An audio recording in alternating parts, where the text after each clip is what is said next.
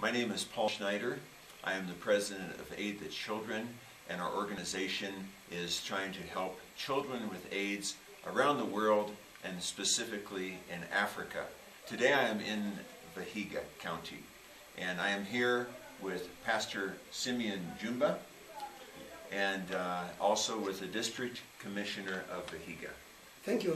Let me take this opportunity first to welcome you. Thank you. To the district. Thank you so much. Thank you. Feel at home. Thank you. Thank you. I think I would like to introduce myself. My name is Modi, the District Commissioner of Vihiga District, which is within Vihiga County.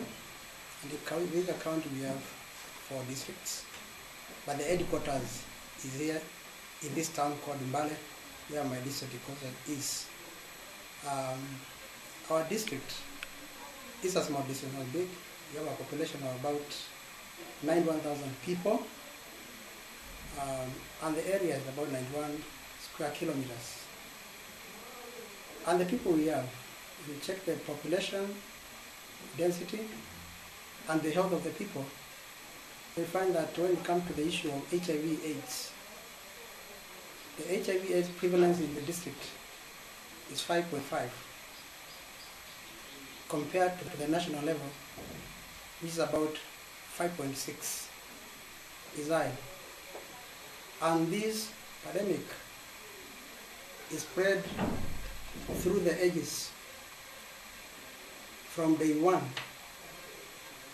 to some people who are as old as 60, 70 years. These people have been having problems.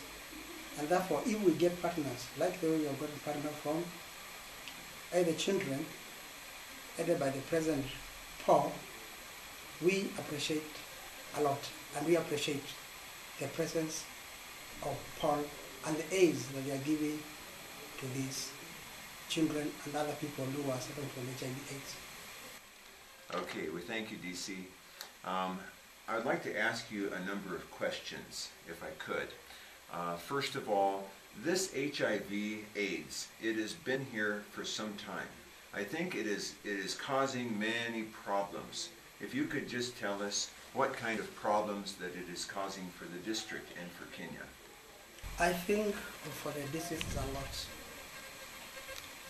One thing, let me start with the young children. Some of the children have been orphaned. They don't have their father, they don't have their mother. They died out of HIV/AIDS.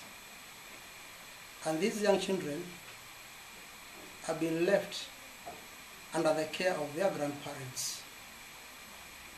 Grandparents who are old, they are fragile, and taking good care of them is next to impossible.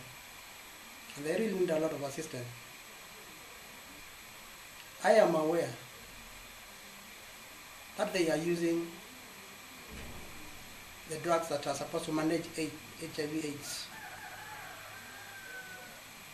But we'll find that though they are using these drugs, sometimes this problem, the sickness, becomes a real burden to them. And therefore you'll find although they are taking them, they are always, you find that they are sick. They are grandmothers who was and grandfathers. Though they are old, they are supposed to sometimes to go to the farm. They cannot manage to do that. And when it comes to the issues of those who are of school-going age, sometimes he is unable to go to school. So most of the time you find they are at home.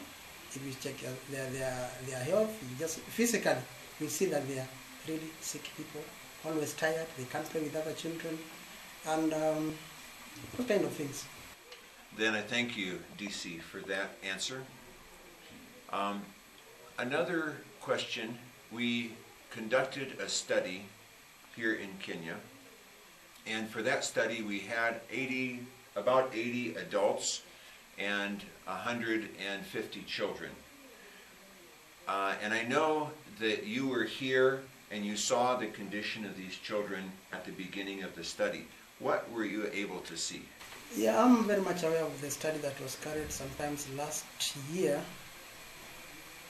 on this victim of HIV/AIDS. And by that time, of course, the study was on the product that was being given. Before they were given this product, physically when you look at them, they were looking very fragile. They are always looking tired.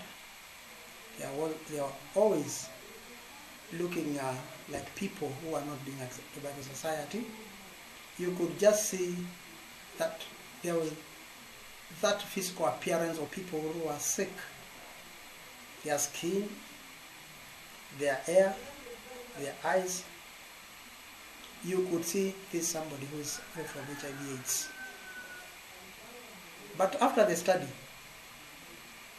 like some of the videos will show, you could see that these children were looking very healthy, very happy, playing about, and their parents, who are also HIV positive, you could see that they are really changed. And by the way, we really appreciated this help from your organization. Thank you. And then one other question, and that is, when their health improves like that, what impact does that have when these children and the adults, when they don't have the problems of the health constraints of HIV? Let me start with the children, and especially the school-going children. In Kenya, we have the policy of free primary education. Education at the primary level is free in the country. But when these children, the school-going children, the ones who have been suffering from HIV, they are not going to school because of the weaknesses that they had. But after getting this drug, they have been going to school regularly and they are not being late. When it comes to their parents, some of them, especially those who are in formal employment and those who are working in the farms, they not even have energy to go and lift any farm tools. But now, the last time we met with them, they were full of energy, and we really appreciate it. Yeah, I'm saying the area of stigmatization, when people are suffering from HIV, their hair is up and looking sick, and their countenance changed, their skin rash, and it's gone up. I mean, they get stigmatized by the community or the people. The children would not go to school and play with their own schoolmates, freely mingling. But once they took this, C-boost and the C-minerals, and their skin condition come and they begin to look like very normal children, it has actually helped them to mingle and get freely, go back to school. And this is quite an achievement. That is great. What Pastor is saying is a real problem for these children, because when they're looking sick, then people look at them, they know that they are HIV positive, and that stigma creates great problems. And therefore, the issue of them recovering their skin, recovering their hair, recovering, is a great achievement from this organization, the aid the children. Okay. And DC, I just want to thank the DC because of how he has given his time freely to help us to come for the beginning of this study, to come for the end, so that he himself has seen the whole thing. He didn't just come for 1 hour or 2 hours. He came and gave the whole day. So he was among the children. He saw the sores on their head and on their hands and other places. When the study started, he was able to see their condition at the end.